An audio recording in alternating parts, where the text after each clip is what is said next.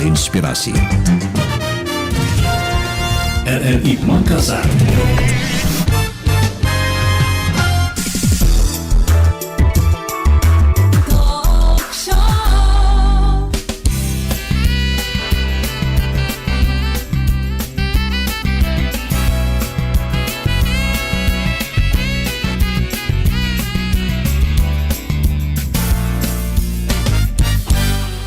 Assalamualaikum warahmatullahi wabarakatuh. Selamat pagi, selamat siang pendengar Pro 1 RRI Makassar dimanapun Anda berada. Kita kembali bersama di Lintas Makassar Siang, sesi pengarus utamaan gender. Dan kali ini dalam pengarus utamaan gender, kami bersama dengan layanan perlindungan perempuan dan anak. Ini merupakan sebuah unit pelaksana teknis daerah dan narasumber kami Bapak Muslimin Hasbullah sudah hadir di studio. Assalamualaikum, selamat siang Pak Muslimin. Waalaikumsalam Bu, dan selamat siang pemirsa. Saya menyapanya Pak Mus atau Pak siapa ini? Akrabnya dipanggil Pak Mimin. Pak Mimin, ya. Oke. Pak Mimin selaku PLT Kepala Unit Pelaksana Teknis Daerah untuk Perlindungan Perempuan dan Anak. Ini pastinya UPTD ini punya tugas pokok dan fungsi Pak ya. Dan untuk beberapa masyarakat ada yang sudah paham tapi ada juga yang belum mengetahuinya. Kita coba berikan dulu pencerahan kepada masyarakat apa sebetulnya UPTD Perlindungan Perempuan dan Anak ini, apa saja yang dilakukannya terutama yang berkaitan dengan masyarakat. Silakan Pak Mimin. Iya, terima kasih Bu dan pemirsa. Jadi kami ini adalah layanan pemerintah yang merupakan sebuah layanan wajib. Jadi urusan perempuan dan anak sekarang itu merupakan sebuah urusan wajib pemerintah yang harus diurusi, wajib non dasar namanya. Gitu. Nah, karena banyaknya persoalan perempuan dan anak yang terjadi di masyarakat sehingga dibuat layanan khusus untuk perlindungan perempuan dan anak itu. Kalau dulu itu namanya P2TP2A. P2TP2A dulu ya? Ya, dulunya itu merupakan sebuah layanan yang difasilitasi oleh negara, oleh pemerintah, yang di dalamnya merupakan sebuah kolaborasi masyarakat untuk memberikan perlindungan. Tapi karena kasus terus ini bertambah, permasalahan situasi anak dan perempuan itu semakin bertambah dan semakin kompleks sehingga pemerintah menganggap bahwa ini sudah wajib untuk diberikan layanan seperti layanan-layanan dasar lainnya atau layanan-layanan wajib lainnya. Maka diputuskanlah arahan Presiden bahwa ini harus dalam berbentuk UPTD. Sejak tahun berapa itu Pak? Itu sejak 2 tahun lalu. 2 tahun lalu. Itu sudah diwajibkan bagi kita. Jadi sudah ada Permendagri tentang itu, Permendagri 12, terus ada Permen 4, Peraturan Menteri Pemberdayaan Perempuan dan Perlindungan Anak tahun 2018 itu. Jadi kita sudah diwajibkan sejak tahun 2019. Nah, terus di Kota Makassar ini itu ada Peraturan Wali Kota tahun 45 tahun 2020. Jadi kami mulai berubah jadi UPTD PPA dari P2TP2A ke UPTD PPA itu Januari 2020. Gitu. Berarti baru setahunan ini Pak ya aktifnya ya? Iya, baru setahun lebih ya. Ini jalan 2 tahun. Nah, di dalamnya itu kami diberikan kewenangan dan tugas dan fungsi. Ada 6 layanan dasar yang kami siapkan. Pertama adalah layanan pengaduan masyarakat. Jadi masyarakat yang mengalami tindak kekerasan berbasis gender, ini yang paling akrab disebut sekarang, itu bisa mengadu ke kami, layanan pemerintah, dan kami sekarang sudah siapkan apakah itu layanannya langsung ke kantor kami, bisa juga diakses melalui layanan online. Ada online, ada kantor ya? Ada kantor ya. Kalau kantor di mana Pak? Kalau kantornya kami sekarang itu di Jalan Anggrek Raya nomor 11 Panakukang ya. Kalau online-nya? Kalau online-nya itu bisa diakses lewat medsos. Itu kami ada Instagram UPTD PPA Makassar. Dan di situ ada formulir online. Jadi masyarakat bisa langsung mengisi secara online aduan-aduan yang disampaikan ke kami. Instagram Pak ya? Di Instagram ada. Kalau di medsos yang lain Facebook, di WhatsApp? Facebook karena kami sudah terintegrasi. Jadi kami sudah Instagram baik. Sudah terintegrasi. Satu kali klik sudah ke semuanya Pak ya? Kemudian selain pengaduan masyarakat, apalagi layanannya? Selanjutnya adalah penjangkauan korban. Penjangkauan korban. Maksudnya seperti apa nih Pak? Jadi kalau ada kasus-kasus yang terjadi di masyarakat, apakah itu dilaporkan ataupun kami dapatkan informasi terkait dengan kekerasan terhadap perempuan dan anak. Itu kalau kasusnya agak berat tidak bisa ditangani di tingkat layanan dasar di bawah. Karena kami di bawah juga ada namanya shelter warga di tingkat kelurahan. Nah, kalau kasusnya berat kami langsung turun. Itu namanya penjangkauan korban. Itu baik yang dilaporkan maupun yang tidak dilaporkan. Iya, berdasarkan informasi yang kami terima. Ya. Dan kalau itu wajib dan mendesak untuk ditindaklanjuti, kami langsung. Jadi kami ada namanya tim unit reaksi cepat. Jadi ada mobil layanan, mobil mulin namanya. Itu kami bisa langsung turunkan tim untuk menjangkau korban yang mengalami tindak kekerasan. Selanjutnya yang ketiga layanan kami adalah pengelolaan kasus. Pengelolaan kasus. Iya. Pengelolaan kasus di sini misalnya kasus-kasus yang masuk yang bagi kami itu layak dan segera untuk ditindaklanjuti, di situ kita kelola. Gitu.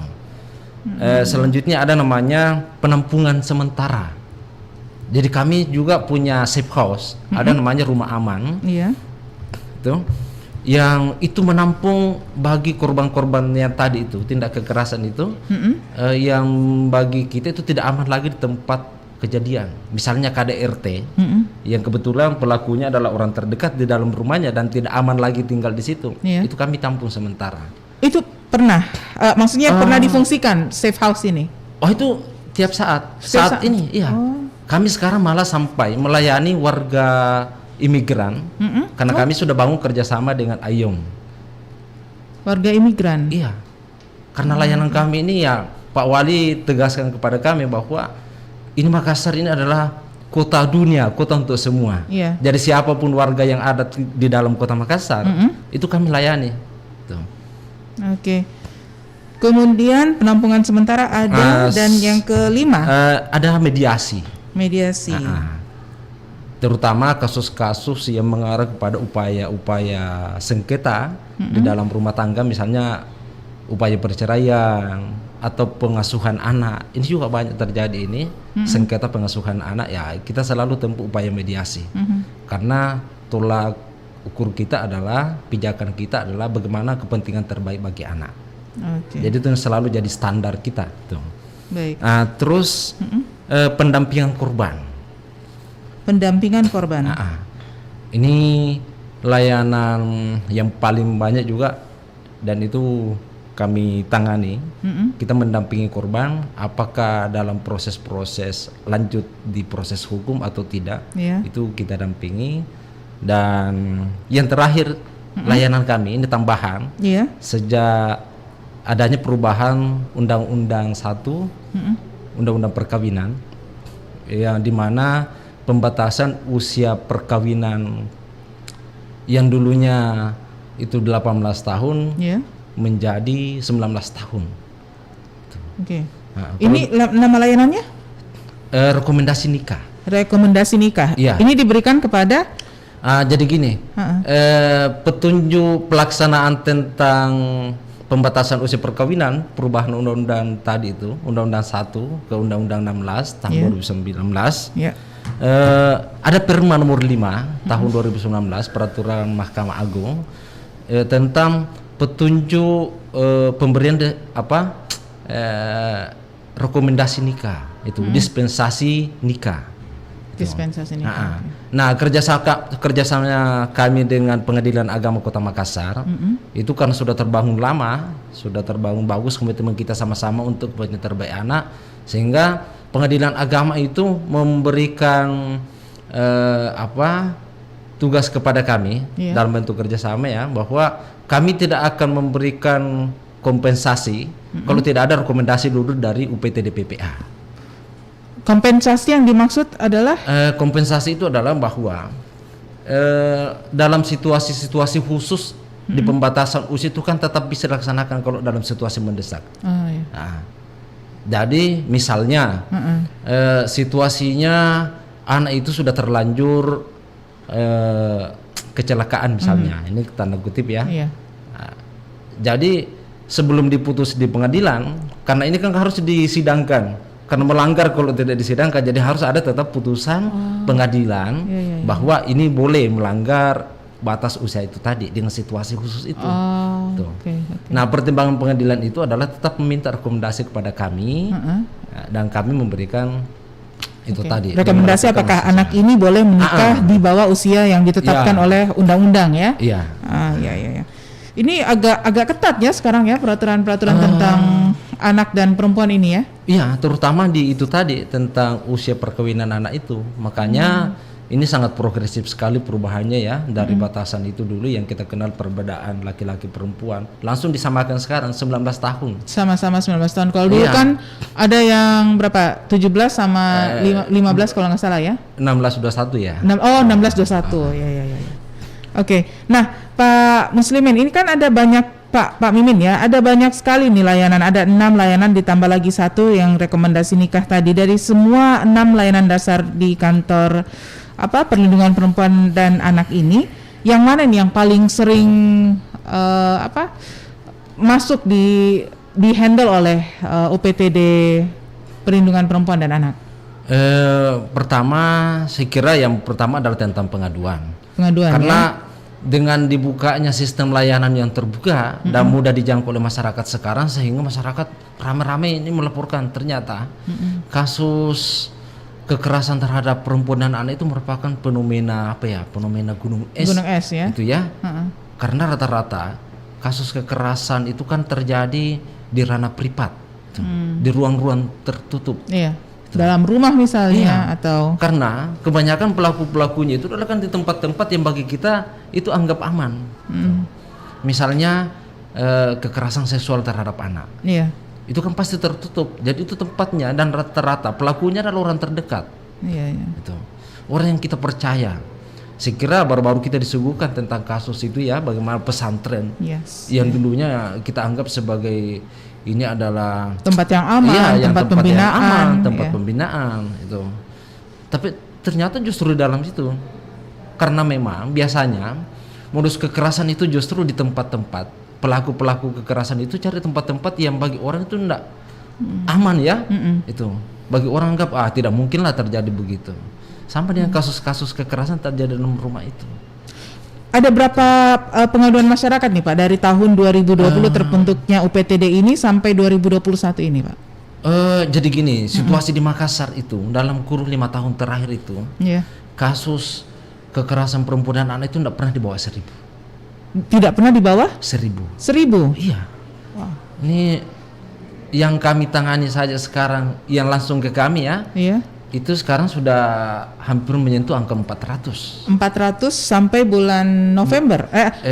Awal Desember ini. Awal Desember ya. Okay. Itulah yang kasus-kasus yang tidak terlalu berat yang tertangani di tingkat shelter. Oh, itu shelter jadi perpanjangan tangan dari UPTD PPA? Iya. Jadi itu perluasan layanan. Ini merupakan inovasi dari Kota Makassar yang memperluas layanan sampai ke tingkat kelurahan. Jadi di tingkat kelurahan itu namanya shelter warga, yang di dalamnya itu ada namanya PATBM. Apa itu Pak? PATBM itu perlindungan anak terpadu berbasis masyarakat. Jadi yang ada di dalam situ bukan petugas dari UPTD PPA, bukan. Tapi masyarakat? Iya, jadi masyarakat itu. Iya. Jadi tokoh-tokoh masyarakat yang secara sukarela untuk bergabung, yang peduli terhadap isu perempuan dan anak ini. Nah, terus di dalamnya itu ada forum anak. Semua kecamatan ada shelternya. Kelurahan ada shelternya. Sekarang ini yang aktif, yang kita betul-betul bina itu baru sekitar 40. Dan target kami untuk tahun depan itu kita bentuk lagi 30. Walaupun sekarang ini hampir semua kelurahan sudah berinisiasi itu, tetapi yang betul-betul kita standarisasi itu sekarang baru 40. Iya. Oke. Pengaduan masyarakat ini menjadi yang terbesar, layanan yang terbesar yang diberikan oleh, yang dilakukan oleh UPTD Perlindungan Perempuan dan Anak.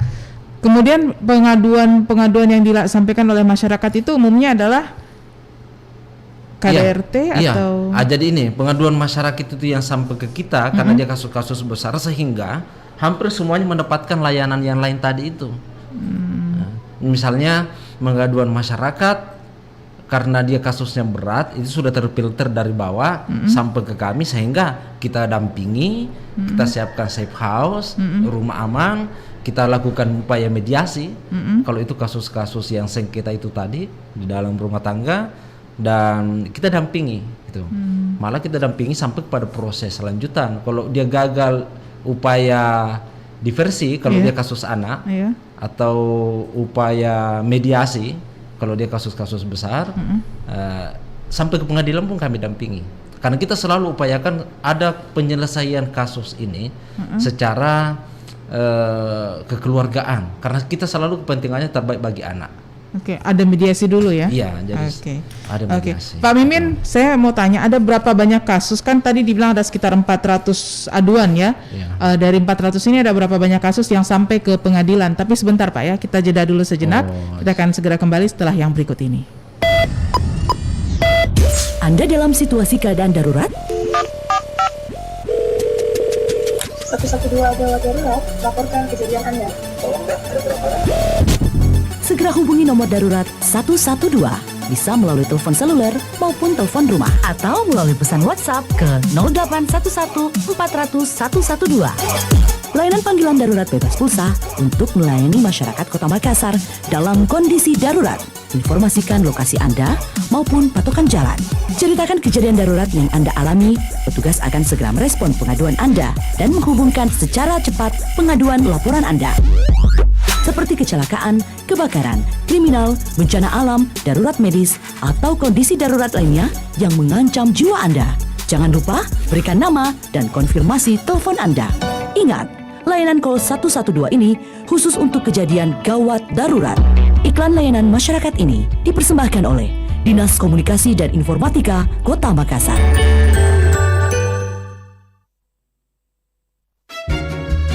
Ini suara anak-anak Indonesia. Indonesia keren, semua ada di sini. Mereka berbicara tentang Indonesia. Indonesia itu baik, orangnya ramah-ramah, murah senyum lagi. Tempat di mana mereka dilahirkan. Indonesia itu seperti mama dan papa aku, memberikan semua yang ku mau. Tempat mereka akan menjadi seseorang yang besar. Indonesia itu aku, kalau nggak ada Indonesia, ya nggak ada aku. Jadikan tanah ini selalu menjadi seperti yang mereka katakan, tempat yang ramah bagi anak-anak, tempat di mana mereka berlindung sehingga akan menghasilkan generasi penerus bangsa yang sehat, cerdas, ceria, berakhlak mulia, dan cinta tanah air. Aku bangga menjadi anak Indonesia. Aku bangga menjadi anak Indonesia. Aku bangga menjadi anak Indonesia. Pro 1, Kanal Inspirasi. RRI Makassar.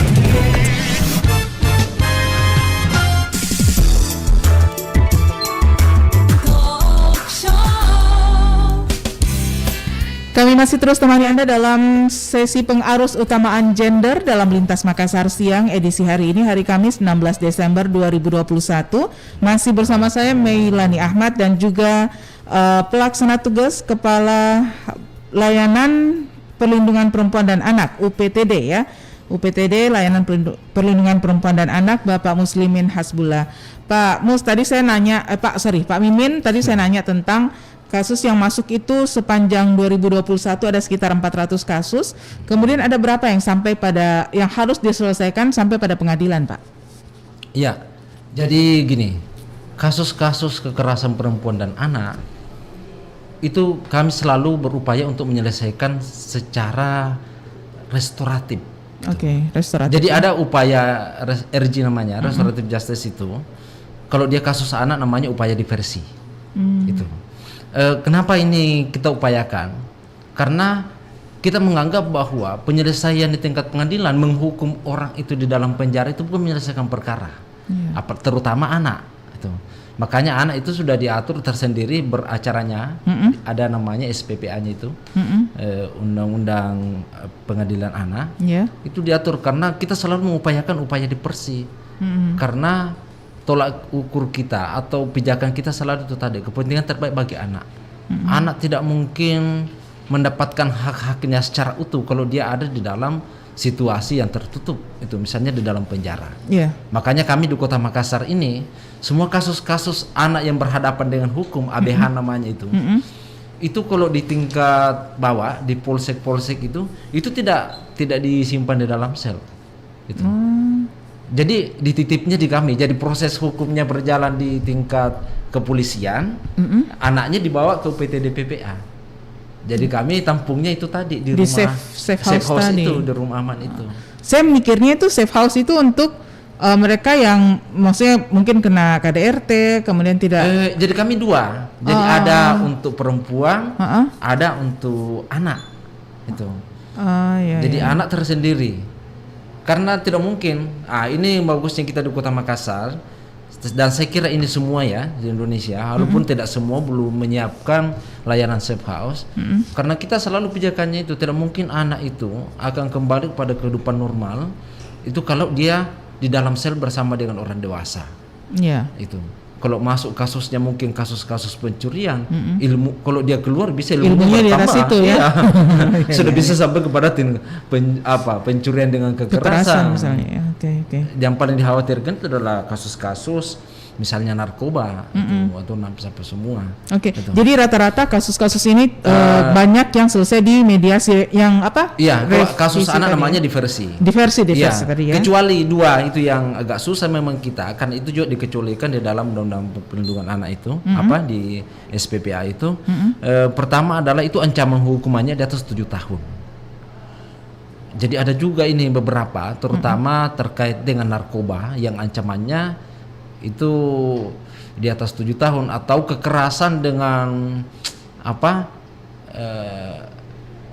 upaya kekerasan itu ya, yang korbannya sampai ada yang meninggal, atau dia pas juga ditambah dengan pasal-pasal berlapis, misalnya dia ditemukan pas bawa senjata tajam, dan itu kan di anak-anak kita di Kota Makassar ini masih anggap biasa ya.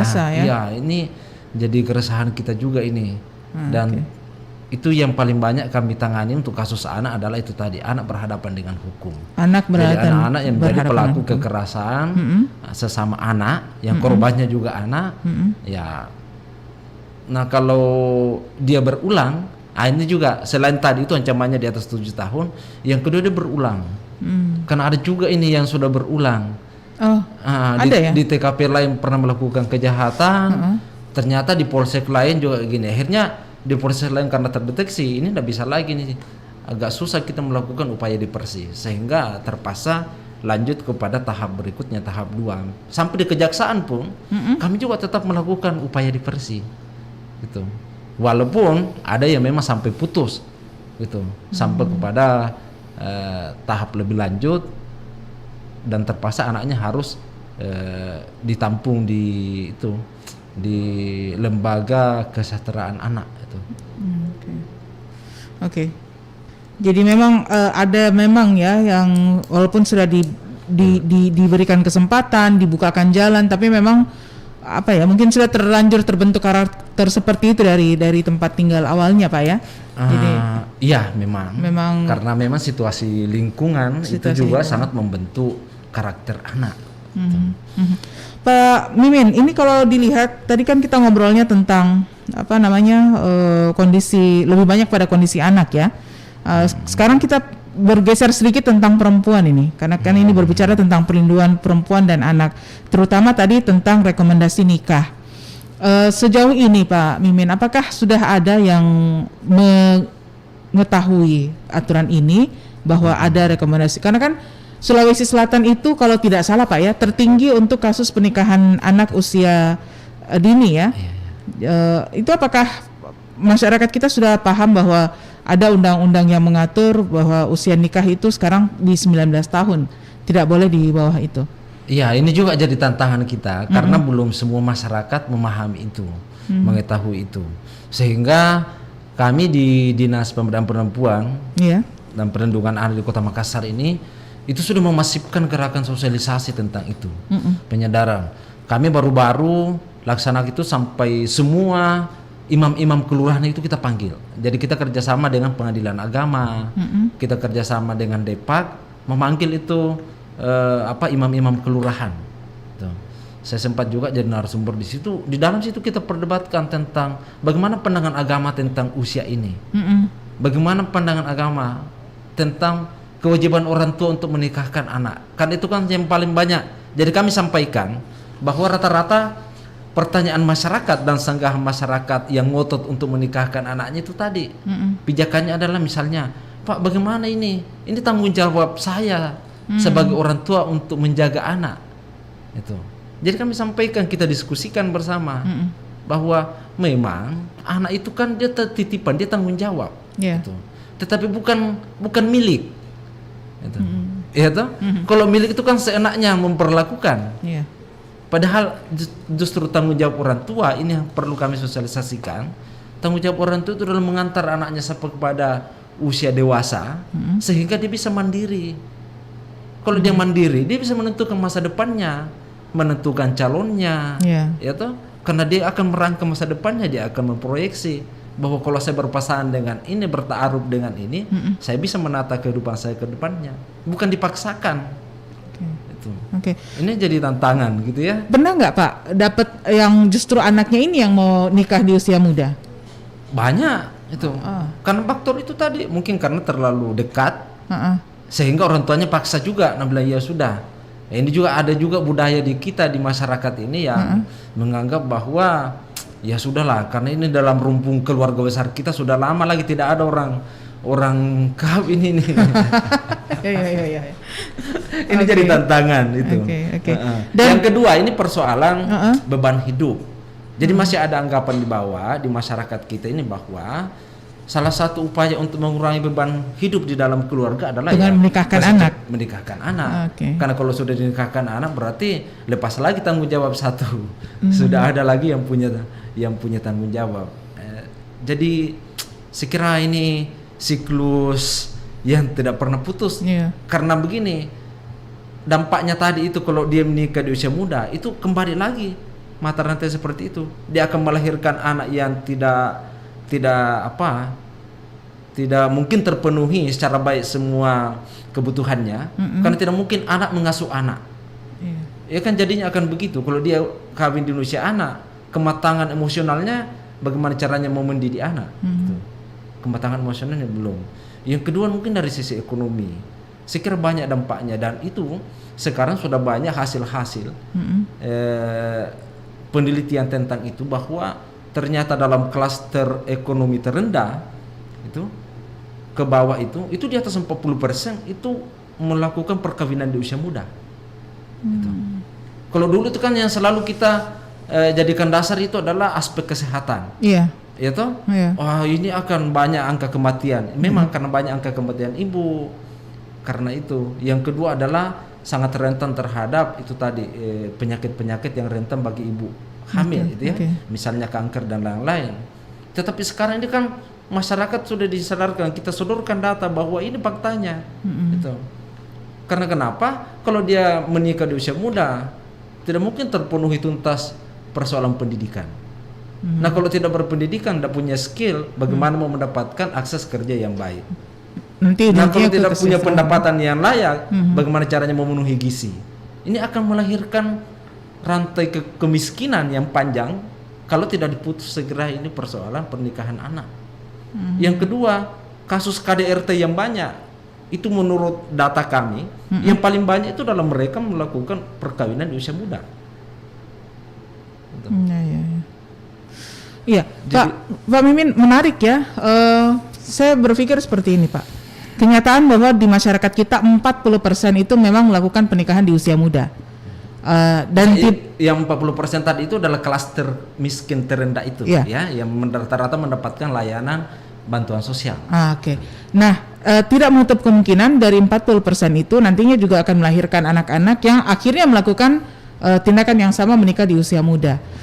Apakah ada istilahnya ya, solusi nih dari Dinas Perlindungan Pemberdayaan Perempuan dan Perlindungan Anak, itu setidaknya mereka yang memang sudah terlanjur terkooptasi dengan pemikiran harus menikah di usia muda, itu mereka mendapatkan bimbingan mungkin kursus pranikah atau apalah yang sejenisnya, agar ketika mereka ya sudah saya mau nikah nih ceritanya ya, kalau kamu mau nikah ini loh inilah yang akan dihadapi, inilah yang akan terjadi, inilah yang jadi sudah ada gambaran bagi mereka. Oh, ternyata kalau saya menikah nanti bukan hanya saya berdua-duaan terus dengan kekasih saya atau siapalah ya, tapi nanti ada risiko-risiko selanjutnya, ada dampak ekonomi, ada pendidikan apa segala macam. Ada nggak Pak untuk program seperti itu? Jadi ada. Jadi kami terintegrasi di dalam layanan itu. Misalnya pada saat memberikan rekomendasi nikah itu tadi, itu jadi secara administratif kita periksa dulu, ini layak atau tidak. Tuh. Yang kedua adalah alasan yang mendesaknya itu tadi juga administratifnya. Kalau dulu hanya dikatakan bahwa ini sudah terlanjur kecelakaan itu tadi. Sekarang ini kami perketat, tidak bisa lagi hanya pengakuan, itu harus dulu kan cukup dengan keterangan petugas kesehatan. Iya. Sekarang harus dibuktikan dengan hasil CT scan-nya. Hasil CT scan? Iya, harus ada apakah namanya itu hasil scan-nya bahwa betul dia hamil. Oh, jadi bukan hanya statement saja ya, Nggak tapi bisa. Dulu tuh hanya keterangan dokter selembar. Sekarang harus dilampir itu bahwa betul ini dalam kondisi dalam hamil. kondisi ya itu tadi terpaksa. Yang kedua, tidak cukup lagi dan administrasi tadi. Kami harus hadirkan kedua calon mempelai bersama masing-masing keluarganya, orang tuanya. Iya. Jadi keempat pihak ini, calon mempelai tadi masing-masing orang tuanya, itu kita hadirkan baru kita kasih bimbingan. Jadi kami di layanan kami juga ada namanya Puspaga. Puspaga. Itu juga dibawa Dinas Pemberdayaan Perempuan. Itu apa artinya Puspaga, Pak? Pusat Pembelajaran Keluarga. Pusat Pembelajaran Keluarga. Oh, di dalamnya situ adalah ada psikolognya, terus ada aktivis perempuan yang paham tentang bagaimana membangun keluarga, gitu. Itu diberikan konseling. Oh ya, ada konselingnya ya. Jadi dikasih bimbingan bahwa begini loh risikonya orang berkeluarga, begini tanggung jawabnya orang berkeluarga, begini nanti cara mendidik anak. Karena kayaknya ini ada kebiasaan untuk menikah di usia muda itu karena memang mereka belum tercerahkan bahwa ketika selesai menikah ya, bukan hanya apa yang dirasakan sebelum masuk ke pernikahannya itu bisa 180 derajat lagi, dari 0 kembali ke 0 gitu ya. Jadi kayak wah, kok ternyata begini pernikahannya. itu biasa terjadi seperti itu. Jadi anak-anak yang usianya muda kemudian memutuskan untuk menikah nanti terkaget-kaget, wah ternyata tidak seindah bayangan ya. Nah, itu justru itu yang nanti belakangan bisa memicu perceraian misalnya, memicu KDRT. Agak ini juga Pak ya, agak sulit juga memberikan pemahaman seperti itu ke masyarakat. Iya, susahnya itu tadi, karena itu tadi beberapa situasi yang memungkinkan mereka untuk memaksakan melakukan pernikahan anak itu tadi. Gitu. Misalnya tentang akses pergaulan anak sekarang, itu agak susah. Karena anak-anak kita sekarang disuguhi dengan ruang pergaulan yang begitu terbuka, yang sangat susah dikontrol orang tua. Pertama ini orang tua ndak melek teknologi. Oh iya. Ya toh? Dia ndak tahu bagaimana itu situasi pergaulan anaknya. Ya toh? Aplikasi apa yang ada di HP anaknya. Nah, anaknya tenang-tenang dalam kamar, tapi ternyata sudah ternyata pergaulannya itu sudah sampai kepada kamar orang. Dia di dalam kamar tapi sesungguhnya jiwanya itu sudah di kamar orang lain. Dan ini juga menarik ini. Pada saat kami memberikan pemahaman seperti itu kepada ibu-ibu, justru ibu sebagian, ini kan Pak Wali sekarang ini sudah ada program itu ya di dalam visi beliau. Ini sudah mendesak. Ada program beliau itu jagai anak tak. Jagai anak tak, iya. Apa kata ibu-ibu? Pak, bukan cuma jagai anak tak, jagai suami tak. Jadi saya sampaikan, iya. Ibu-ibu juga itu harus mengontrol, periksa HP-nya bapaknya. Karena fakta-fakta tentang itu tadi, terutama dalam kasus TPPO ya, tindak pidana perdagangan anak, perdagangan orang itu yang melibatkan anak, banyak juga pelakunya adalah orang dewasa. Makanya memang harus sama-sama menjaga di dalam membangun keharmonisan rumah tangga. Itu juga memang harus saling mengontrol. Jadi harus mendesak ini, ibu-ibu rumah tangga ini harus melek teknologi gitu. Ya. Jadi tidak boleh lagi gagap digital. Dia harus paham, harus memahami ini situasi perkembangan teknologi. Karena bisa kita hindari. Hanya cara kita untuk beradaptasi dengan perkembangan ini akan melahirkan dampak itu, akan melahirkan situasi bagaimana caranya kita menyesuaikan perkembangan zaman yang ada. Oke, Pak Mimin, ini kalau ngomong tentang perlindungan perempuan dan anak pasti luas sekali dan selalu saja bersentuhan dengan yang namanya keluarga ya. Kita akan balik lagi masih di pengaruh utama gender. Oh ya, untuk Anda yang ingin bergabung boleh melalui line telepon kami di 082133339440. Ini karena kasihkan ngobrol dengan Pak Mimin, saya lupa buka line telepon ini ya. Silakan nanti bisa gabung ya di 082133339440. Kita jeda setelah yang berikut ini masih di pengaruh utamaan gender. Teman-teman bahagia sekali pulang sekolah. Beda halnya denganku. Kamu yang gak becus mengurus rumah tangga. Aku selalu takut pulang ke rumah. Takut ketika melihat orang tuaku selalu bertengkar. Ayah selalu marah dan memukul ibu. Aku juga sering dibentaknya. Aku berharap aku tidak pulang ke rumah.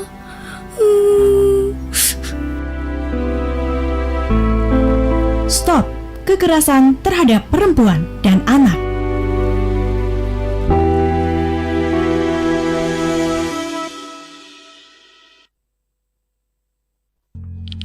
Hai, namamu siapa? Boleh ketemuan? Yes.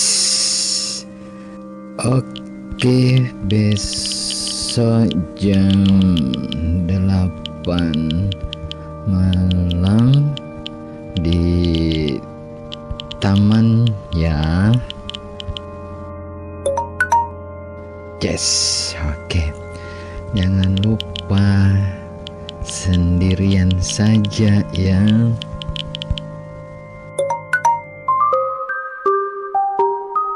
Next day.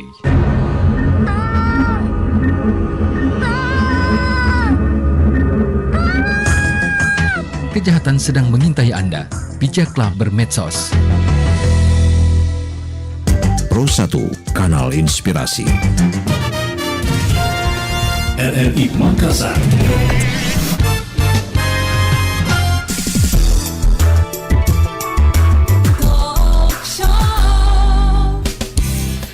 Pendengar Pro 1 dimanapun Anda berada, pengarus utamaan gender itu sebenarnya bukan melulu berbicara tentang pemberdayaan perempuan dan juga perlindungan anak. Tapi pengarus utamaan gender memang terkait sangat erat dengan upaya pemerintah dalam memberikan perlindungan terhadap perempuan dan anak ya. Nah, salah satunya itu dengan membuat UPTD atau Unit Pelaksana Teknis Daerah perlindungan perempuan dan anak yang sementara ini di bawah koordinasi dari Pak Muslimin Hasbullah, narasumber kami hari ini dalam layanan perlindungan perempuan dan anak di sesi pengarus utama gender hari ini. Nah, pendengar, kita masih bersama dengan Pak Mimin ya. Kita akan lanjutkan kembali perbincangan kita, ini berada di menit-menit yang terakhir. Pak Mimin, kalau dipikir-pikir ini tadi sudah disebutkan bahwa sebaiknya seorang ibu atau orang tua ya itu harus melek sama teknologi, terutama teknologi informasi yang sekarang ini sangat mewarnai kehidupan kita sehari-hari dengan HP ya, smartphone. Tapi kita kalah smart sama handphone kita ini ya, sampai-sampai kita nggak tahu mengontrol ini. Justru ini yang menjadi pengontrol dalam kehidupan kita. Itu kira-kira ada tipsnya nggak Pak untuk terutama agar dalam keluarga itu kita tetap bisa mengamankan seperti programnya Pak Dani ya, Pak Wali, jagai anak tak, bukan cuma jagai anak tak, jagai suami tak juga. Gimana Pak Mimin? Iya, jadi memang dalam situasi perkembangan teknologi yang begitu drastis, begitu cepat ini, tidak ada kata lain, harus kita beradaptasi. Yeah. Jadi masyarakat memang, makanya kami sekarang sudah mulai juga masuk dalam program-program itu. Bagaimana caranya upaya kita supaya ibu-ibu rumah tangga itu milik teknologi, itu milik digital. Nggak bisa, karena tidak bisa dihindari di dalam semua aspek kehidupan sekarang. Yeah. Ini sudah sangat bersentuhan dengan teknologi, gitu. Termasuk makanya kita layanan kita juga harus masuk di dalam dunia digital itu. Gitu. Nah, upaya kita adalah itu tadi, memberikan pemahaman bagaimana caranya kita mengontrol pola interaksi kita di dalam, terutama di dalam internal keluarga itu, itu dengan pemanfaatan teknologi informasi itu. Orang tua harus paham, harus memahami paling tidak tentang bagaimana aplikasi-aplikasi yang berkembang sekarang di dalam interaksi sosial itu. Namanya media sosial. Media sosial ya. Okay. Karena sarana komunikasi yang paling banyak kami temukan di dalam aspek TPPO itu tentang perdagangan orang itu adalah media sosial. Apalagi sekarang media sosial ini itu kan sangat beragam sekali. Banyak sekali fitur-fitur yang itu menyediakan layanan-layanan privat. Malah ada media sosial itu yang itu kalau dia bercakap, dia chat itu bisa terhapus otomatis, tinggal dia setting. Berapa lama bisa terhapus dan itu kehilangan jejak. Iya. Nah, kalau ini tidak dipahami oleh orang tua, ibu-ibu rumah tangga terutama yang akan mengontrol anak dan suaminya itu tadi, ya toh, ini bisa tidak harmonis di dalam rumah tangga. Sangat rentan terjadi kekerasan, rentan perceraian, dan rentan juga bagi anak. Karena kalau sudah seperti itu keluarganya, apa orang tuanya, ini anaknya akan mencari perhatian di luar dari rumah tangganya. Tapi mencari perhatian di luar, tapi dia nggak perlu keluar rumah ya. Iya. Dan itu sekarang sudah bisa diakses. Itu tadi kan komunikasi itu. Iya. Jadi dan faktanya memang begitu, banyak kami temukan itu karena tidak mendapatkan ruang yang nyaman di dalam rumah tangga dan ditemukan kenyamanan itu di luar. Oke. Berarti ini ibu-ibu terutama ya, ibu-ibu rumah tangga ini harus pintar mengelola gadgetnya ya, smartphone-nya itu. Mudah-mudahan nanti ibu-ibu bisa lebih pintar daripada smartphone-nya ya. Mudah-mudahan ini namanya saja yang smart. Kemudian yang menarik lagi nih Pak Mimin, kalau misalnya pada kenyataannya ternyata ibu-ibu kita seperti itu ya, apakah ada program khusus yang menyasar khusus kepada ibu-ibu agar mereka itu melek literasi, melek terhadap penggunaan IT? Iya, kita ada program di dalam program pengaruh taman gender itu ada namanya peningkatan kapasitas organisasi perempuan. Itu termasuk ada peningkatan kapasitas ibu-ibu pesisir. Ada lagi namanya program penguatan PK, perempuan kepala keluarga. Jadi kita di masyarakat ini ada banyak perempuan jadi kepala keluarga. Apa namanya, single parent ya? Iya. Single parent. Iya, bisa single parent karena ditinggal, mati, atau karena dia harus terpaksa cerai. Makanya kami kasih perhatian yang khusus juga buat ini. Jadi kami buatkan kelas khusus itu di dalam program-program menyasar itu, baik kepada aspek pemahaman tadi, gitu. Yang kedua adalah peningkatan kapasitas skillnya, itu peningkatan kapasitas skillnya supaya bisa meningkatkan taraf perekonomian keluarga. Itu. Jadi kita ada beberapa program-program yang intervensi khusus PK, juga dengan kelompok-kelompok perempuan, karena tidak mungkin kita bisa menyasar semua ibu-ibu. Betul. Makanya kita panggil kelompok-kelompok perempuan. Gitu. Jadi kelompok-kelompok perempuan itu kita panggil, kita berikan pemahaman. Kalau yang tahun kemarin itu tidak hanya diberikan pemahaman tentang bagaimana itu kesetaraan laki-laki dan perempuan, itu bagaimana pengurusan gender, tetapi kita juga memberikan bekal skill supaya bisa mandiri, itu karena sangat rentan memang terjadinya kekerasan dalam rumah tangga kalau ibu-ibunya perempuan itu tidak berdaya secara ekonomi, karena apa saja harus tergantung kepada suami. Bayangkan kalau seorang istri biar membeli apa saja harus tergantung kepada suami, karena tidak ada skill, tidak ada pendapatan lain. Mengambil keputusan apa saja harus suami, karena tidak bisa, karena dia tidak berpendidikan, dia tidak berdaya. Makanya itu kenapa harus ada kesetaraan, supaya itu tadi ada keseimbangan di dalam pengambilan keputusan.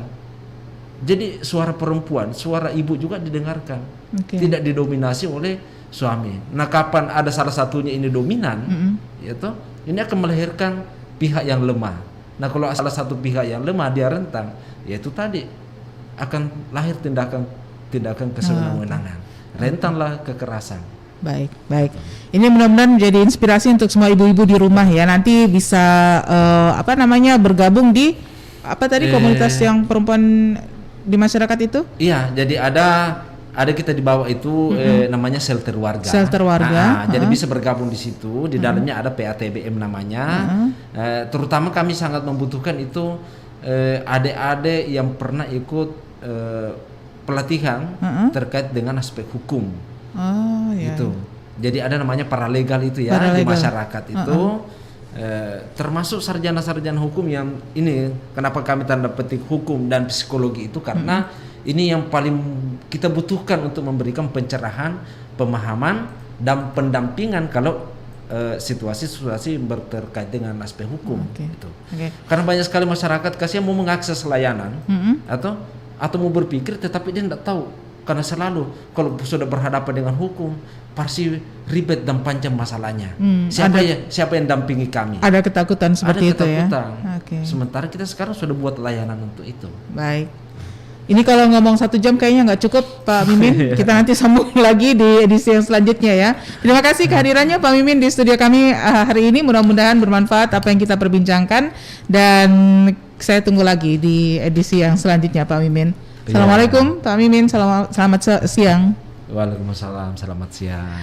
Baik, pendengar demikian kami telah menghadirkan pengurus utama gender untuk sesi di hari Kamis ini 16 Desember 2021 bersama dengan UPTD Perlindungan Perempuan dan Anak Dinas P3 Kota Makassar. Nantikan kembali pengurus utama gender pada hari Jumat besok. Saya Milani Ahmad. Assalamualaikum warahmatullahi wabarakatuh. Pro 1 Kanal Inspirasi. RRI Makassar.